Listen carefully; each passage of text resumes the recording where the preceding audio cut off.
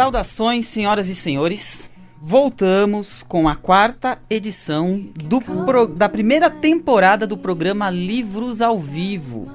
Eu sou Ednei Procópio, eu sou editor especialista em livros digitais e aqui do meu lado temos a nossa jornalista literária, Cris Donizete. Cris, suas primeiras impressões. Boa noite, queridos ouvintes, boa noite aos meus parceiros, Sandra, Ednei.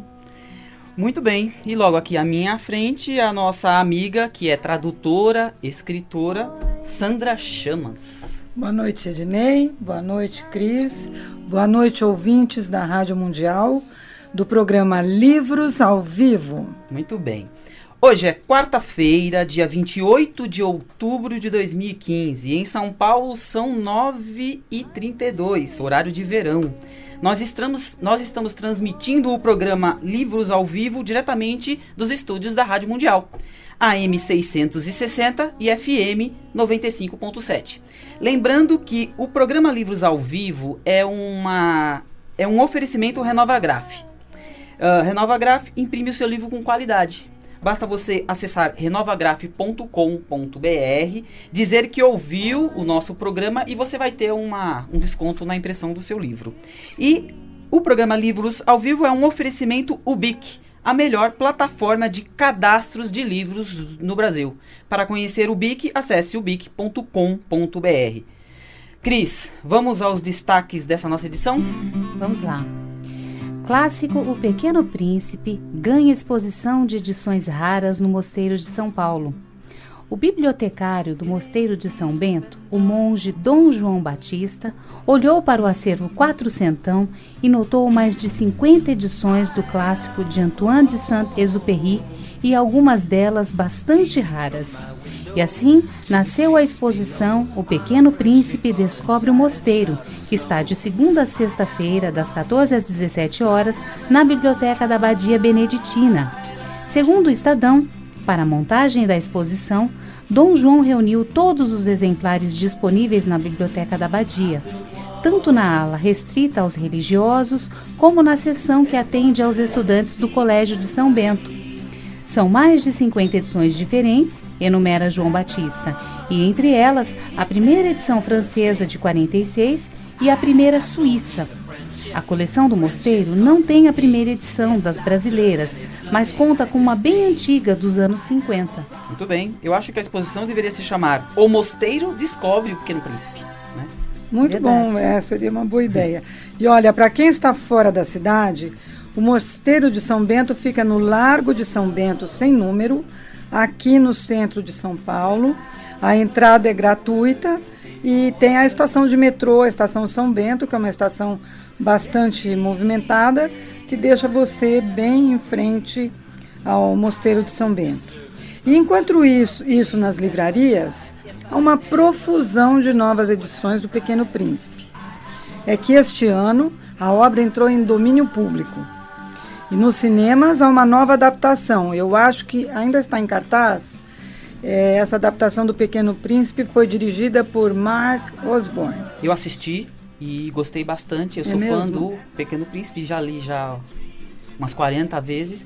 Aliás, eu queria deixar aqui, posso dar minha opinião sobre o assunto? Claro, com todo respeito a essas novas traduções, que eu acho que são bastante oportunistas, né, que estão chegando aí às livrarias, na minha opinião, a primeira, a melhor e a mais bem difundida tradução brasileira para o Pequeno Príncipe é aquela feita pelo Dom Marcos Barbosa, um religioso beneditino do Mosteiro de São Bento, mas não aqui de São Paulo, lá do Rio de Janeiro. Ele é mineiro da cidade de Cristina, ele nasceu em 1915, faleceu em 97.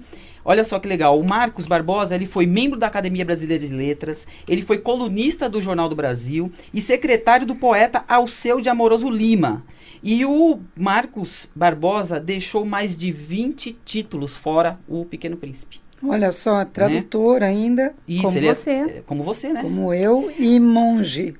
Ainda tinha tempo para as obrigações dele de religioso. Além do Pequeno Príncipe, que Dom Marcos traduziu também O Menino do Dedo Verde. Maravilhoso. Que eu também já li 2 vezes, né? Também é um clássico, né? Eu acho que, se o leitor me permite, a melhor tradução é a do Dom Marcos Barbosa, ok? Mas essa é uma opinião. Agora, e você, caro ouvinte? O que você acha? Na sua opinião, qual a melhor edição do Pequeno Príncipe? Entra lá no nosso facebook.com/Livruz Editorial e comente.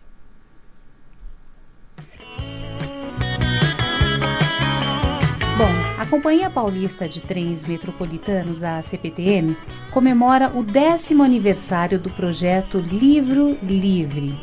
Desde 2006, a CPTM realiza esse projeto, que chega à sua 10ª edição agora em 2015. E está promovendo uma corrente de leitura entre os passageiros nas linhas das companhias, né? Então, a iniciativa da CPTM propõe estimular o hábito da leitura a partir da proposta de ler e repassar adiante os livros adquiridos nas estações participantes do projeto. Então, desde a criação, já foram distribuídos mais de 130 mil exemplares. Olha que tiragem, hein? E entre as publicações disponíveis, destacam-se clássicos nacionais e estrangeiros, livros infanto-juvenis, religiosos, de autoajuda e até livros didáticos. Então, o evento de comemoração de 10 anos do projeto Livro Livre será no dia 24 de novembro, uma terça-feira, das 10 às 15 horas. Os autores e passageiros terão à disposição mesas e cadeiras no saguão principal da Estação da Luz. Esta ação da CPTM estimula o book crossing, incentiva o ato de ler e repassar um livro para outra pessoa, compartilhando o conhecimento adquirido, né?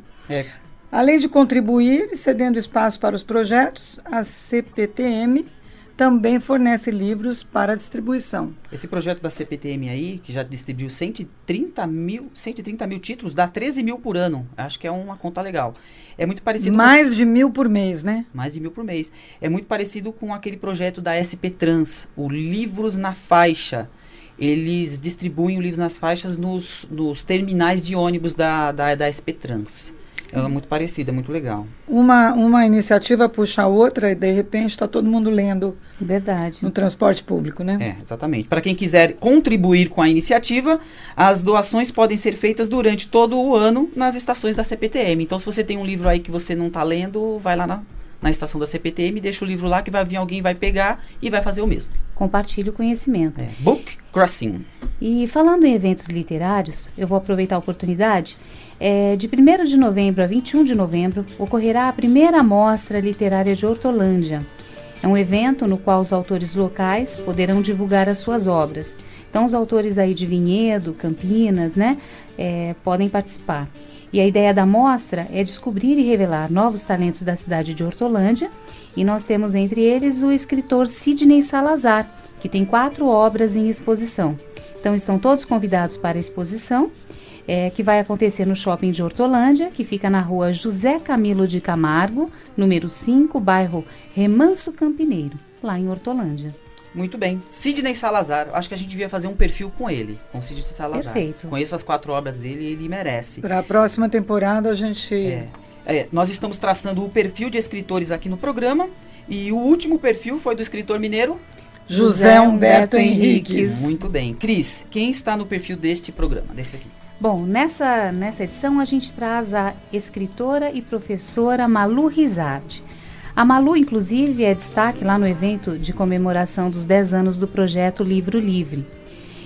A Malu é uma livre pensadora e, após obter o título de mestre em Ciências Sociais, decidiu se dedicar à literatura para prosseguir com as suas investigações sobre as possibilidades de liberdade que consideram nossa condição humana finita e limitada. Olha, segundo a Malu Rizardi, que é socióloga, ela desenvolveu essa última obra, Indagações ao Vento, pensando no receptor, pensando na escolha de cada palavra e nas possibilidades de liberdade. Então, toda a obra foi produzida com a intenção de aguçar a percepção do leitor sobre detalhes da vida, do ser e da natureza. O livro, Indagações ao Vento, aguça a busca por impossíveis respostas a algumas das angústias humanas. e será destaque no evento de comemoração de 10 anos do projeto Livro Livre. Muito bem, e o conjunto da obra da Malu, Sandra, é formado por uma quadrilogia. Né? Então, Indagações ao Vento, de 2015, do Lado de Dentro da Escuridão, de 2014, Nunca é por Tudo, de 2009, e Rolo Compressor, de 2005. Então, esse projeto da Malu consumiu 10 anos de estudos e pesquisas da autora, fechando uma espécie de um ciclo de ideias que ela tinha, e teorias e reflexões. Okay? Ela está realizando o sonho de todo escritor, de fazer uma quadrilogia. Muito bem. Olha, mas a diferença da Malu é que já está pronto, produzido e publicado. Okay? É só agora vai começar também a surtir efeito, né? Exatamente. Então anota aí, o evento de comemoração de 10 anos daquele projeto da CPTM vai ser dia 24 de novembro, das 10 às 15, e a Malu vai estar presente. Então, em cada programa, a gente traz aqui uma dica de leitura para quem curte um bom livro. A dica de leitura da semana passada foi o livro... Bem, agora eu não me lembro. Estou tentando aqui me lembrar. Qual foi, Cris? A última. Bom, enfim. E se você, caro ouvinte, quer indicar um livro, entra lá no nosso facebook.com/livros-editorial e participe. E a dica de leitura desta semana foi feita pela própria Cris. Essa semana a gente vai falar do Umberto Eco, que é uma pessoa que a gente admira bastante. Ele é escritor, filósofo, linguista, bibliófilo italiano, tem fama internacional. E o Umberto Eco, ele reflete sobre os rumos do jornalismo no romance Número Zero. A obra que a gente se refere, Número Zero, ela foi lançada no Brasil em julho e alude ao jargão jornalístico sobre as edições experimentais de um novo periódico. A obra, Número Zero, tem 240 páginas e reúne em sua trama uma esdrúxula equipe editorial formada por um tradutor e ghostwriter na casa dos 50 anos, sem nenhuma perspectiva profissional pela frente, uma jovem redatora de gossips, cuja única e frustrante experiência se deu num semanário bem sensacionalista, e um repórter dado a teorias da conspiração. A ação do romance se passa em Milão, no ano de 92, um ano marcado pela eclosão de escândalos de corrupção, mas também pelo início de uma operação que colocou no banco dos réus políticos influentes, empresários poderosos, e implodiu o sistema político do país na época. Bem diferente do Brasil, né? Pois é. Bem diferente do Mas Brasil. Olha, tem uma coisa interessante sobre essa obra do Umberto Eco, que é a respeito de um jornal, um periódico que se chama Amanhã. E o título é proposital, é que esse jornal Amanhã está destinado a não circular, ou seja, não deve ultrapassar o período experimental. E a ideia é ficar produzindo números zeros, tão assintosamente reais, que o seu idealizador espera que as pessoas ameaçadas se sintam compelidas a pagar em dinheiro ou influência política, para que a publicação jamais venha à luz. Um pouco ao contrário das edições brasileiras, Só né? um pouquinho. Pouco. E nesse ponto, o Número Zero revela-se um sarcástico anticompêndio jornalístico, descrevendo práticas que bem podem servir de carapuça para a parte da imprensa contemporânea. Muito bem. Por se tratar de um romance simples, pelo menos na aparência, né? O Número Zero está sendo tratado por alguns críticos como obra menor. Eles dizem que a obra não traz a complexidade formal, se comparado, por exemplo, ao Nome da Rosa e ao Pêndulo de Foucault, que é a obra preferida do Umberto Eco. Não sei, eu acho esse livro tão legal, o Número Zero, tão Olha, eu acho que um autor como Umberto Eco tem todo o direito, né, Cris? De vez em Com quando. certeza. De pirar na batatinha e escrever o que ele quiser, entendeu? Extrapolar ou não. E olha, veja bem, ele iniciou a carreira de ficcionista já com quase 50 anos de idade. Foi quando ele lançou o Nome da Rosa em 1980. Deve estar hoje com uns 85 anos. Se em 80 ele tinha 50, ele nasceu em 30. Perfeito. E ele fez uma sólida obra ficcional com romances de narrativas complexas, como O Pêndulo de Foucault e O Cemitério de Praga, e agora lança o Número Zero, que eu acho que deve ser genial. Tá na minha lista, eu quero ler. O Cemitério de Praga eu ainda não consegui ler, mas O Pêndulo de Foucault é o meu livro preferido do Umberto Eco. Então é isso, a gente teve o perfil com a escritora Malu Rizardi e a dica de leitura com a obra número 0 do Umberto Eco. E agora a reportagem da semana. Cris. Bom, a reportagem dessa semana é sobre a campanha que a Sociedade Brasileira de Pediatria traz, ou seja, eles pedem para que se receite um livro.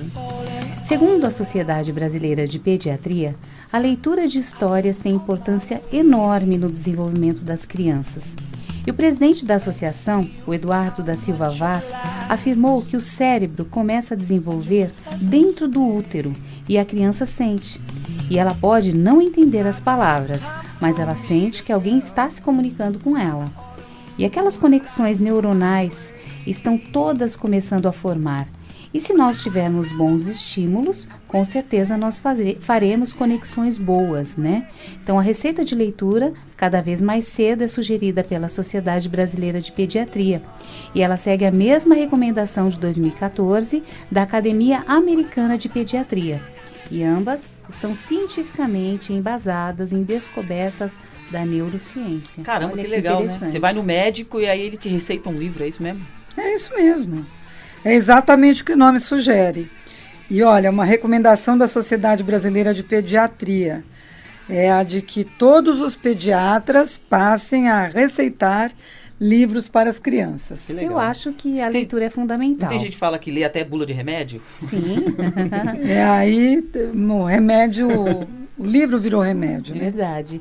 E sendo fundamental, consequentemente, é boa para a memória, estruturação mental de pensamentos, ideias e também para maior clareza de raciocínio. Olha, mas sabe o que eu acho? Que quando a leitura é bem feita, num ambiente prazeroso, afetivo, ele fortalece o vínculo entre pais e filhos e cuidadores e traz inúmeras vantagens para a estruturação da personalidade da criança. E, além do mais, o livro estimula o pensamento mágico, né, das crianças, o que é essencial para o desenvolvimento de sua potencialidade criativa. E além disso, permite que a criança, juntamente com os seus pais, né, vivencie emoções e sentimentos necessários para uma estruturação psíquica, para tratar o medo, a angústia, a alegria e até mesmo o prazer. E a recomendação vale, inclusive, para os bebês que ainda nem nasceram e estão confortavelmente nas barrigas das mamães. É aquele negócio né? de ouvir também, né, música, não é? Quando Sim. tá grávida, ouvir música, então tá falando dizendo o seguinte, ó, você pode ouvir música, também pode ouvir um livro. Mas eu acho que além da percepção auditiva, eu acho que sensorialmente o afeto, o amor que envolve essa atividade deve fazer muito bem para a criança. Então, pessoal, olha só, ler é o melhor remédio. A Sociedade Brasileira de Pediatria concorda e passa a receitar a leitura para as crianças. Muito legal, show de bola. Livro, esse sim é um remédio sem contraindicação. A Livraria da Vila celebra a 22ª edição do Sarau dos Conversadores. Esse sarau apresenta a participação do pessoal Movimento Aliança da Praça, um sarau de jovens artistas do bairro paulistano de São Miguel Paulista, Zona Leste. Zona Leste. E a abertura, assim como o fechamento do evento, será com os conversadores Cacá Mendes, Josiane Alfer e Edson Tobinaga.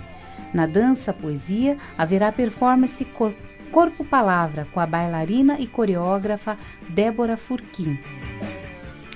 Anota aí na sua agenda. O Sarau dos Conversadores será no dia 31 de outubro, ou seja, sábado agora, Sábado agora, no feriado, véspera do feriado. das 19 às 21 horas, na Livraria da Vila da Alameda Lorena. A entrada é franca e se você quiser mais informações sobre a 22ª edição do Sarau dos Conversadores, acesse facebook.com/Sarau dos Conversadores. Muito legal, muito bom. E aproveitando mais uma vez o gancho, eu estive num evento nesse último sábado lá na Livraria da Vila do Shopping JK. Foi o lançamento de Aventuras de Filipo, da Mônica Palácios, e o evento foi um sucesso. A livraria é linda, ampla e o atendimento de lá é excelente. Eu conheço a livraria da Lorena, que é bacana, Bem e bacana o de Pinheiros, né? Livraria da Vila de Pinheiros, que é a primeira. Acho que é a primeira. Agora do JK eu não conheço ainda. Então deve ser muito Vale legal. a pena. Muito bem.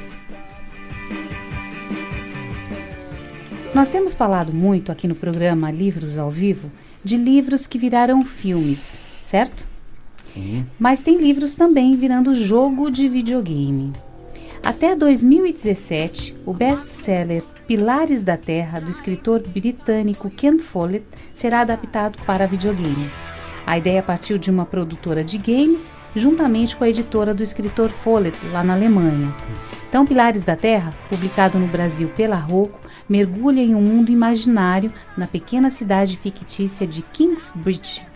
Lançado originalmente em 1989, a obra vendeu 25 milhões de cópias em todo o mundo e foi traduzida em mais de 30 línguas. Sucesso, né? E para o autor, a adaptação para o videogame é uma forma de atrair o público jovem para sua obra. E segundo a Folha, o escritor Follett nega, no entanto, que as novas possibilidades digitais possam influenciar a sua forma de escrever. É isso que eu não entendi. Talvez não a dele, né? Porque eu acredito que as possibilidades digitais influenciam, sim, o modo como a gente escreve livros, sim. Todo um audiovisual impactante, né? Exatamente. Olha, lembrando aos ouvintes que Pilares da Terra já foi adaptado para uma minissérie em 2010, assim como para jogos de carta e jogos de tabuleiro. E eu vi o jogo de tabuleiro na internet e é muito legal. Ah, é bacana essa bacana. voz. O segundo disse o produtor Carsten Fitchman, a Folha de São Paulo, o game será voltado para jovens entre 12 e 16 anos. Os protagonistas são os mesmos do romance. E a trama, que gira em torno da construção de uma catedral, é bem fiel. Mas como todo game, o jogador terá algum poder de decisão, né? Legal. Então é você participar de um game e entrar dentro da atmosfera do livro. Interagir com o livro. O novo jogo, baseado no best-seller, está sendo produzido em 10 línguas, inclusive no português. E a equipe reunida para verter o romance é composta de mais de 100 pessoas. Follett afirma que os escritores competem com outras mídias. Elas nos fazem escrever de forma ainda mais afiada. O lançamento deve ter 3 milhões de cópias e Follett diz que vai esperar a recepção do novo game antes de pensar em adaptar um novo livro. Mas só me permite repetir o que ele está dizendo, Sandra. Olha que interessante. Ó. Ele afirma que os escritores competem com outras mídias. E essas outras mídias nos fazem escrever de forma ainda mais afiada. Acho que tem a ver com cinema, com jogos de eletrônicos e etc. É a uma tendência de condensar, né, o texto. Fazer textos bem... Eu creio que até é uma tendência sem volta, porque a gente tem falado muito aqui no nosso programa de livros que são inspirados em filmes e livros que voltam para os filmes e etc. Então acho que são as novas mídias não concorrendo com o livro, mas completando o livro. Isso é bem legal, né? Se você quer ouvir a gente também através da internet, entra lá no nosso facebook.com/Livruz Editorial, que nós estamos informando o link para o download do podcast, ok? Das primeiras 3 edições, ok? Cris, suas palavras finais? Boa noite a todos os nossos ouvintes, obrigada pela audiência. Tenham todos um excelente restinho de semana, com gostinho de feriado no ar. E aproveitem, né, para ler um ótimo livro. Sandrinha, é verdade que você vai publicar um livro? Vou, pode aguardar. Muito bem. Agora vai ser um e-book. Um e-book para ler no celular. Já fiquei curiosa. Tá bom. Sandrinha, obrigado. Obrigado vocês, foi um prazer estar aqui com vocês nessa temporada. Obrigado, ouvintes da Rádio Mundial. E até a próxima, né? Até a próxima. Muito bem. O programa Livros ao Vivo é uma produção Livruz Negócios Editoriais, com a ajuda do nosso amigo Tomás, que ajudou muito a gente aqui. A gente é marinheiro de primeira viagem, mas ele mandou muito bem. Valeu, Tomás! Para conhecer melhor o nosso trabalho e saber como nós publicamos, comercializamos e divulgamos o seu livro, visite livrus.com.br. E não esqueça, o melhor do jornalismo literário você só ouve aqui na Rádio Mundial. Boa noite.